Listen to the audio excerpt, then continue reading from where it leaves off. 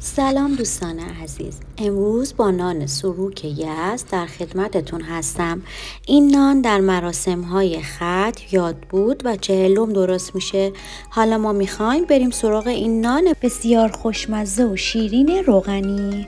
شما هم میتونید خمیر رو توی خونه درست کنید و هم میتونید مثل من از نونوایی 3 چونه خمیر بگیرید و بعد خمیر رو با مواد مایعی که کنار دستتون هست ورز میدین تا به خورد خمیر بره و بعد پشت سینی یا هر ظرفی که دوست دارین رو چرب میکنین و از چونه های کوچیک بر میدارین و پشت سینی پهن میکنین و داخل مایتابه داغ میندازین و در آخر که دو طرفش سرخ شد داخل ظرف میذاریم و با پودر قند یا شکر روش میپاشیم. نوش جان.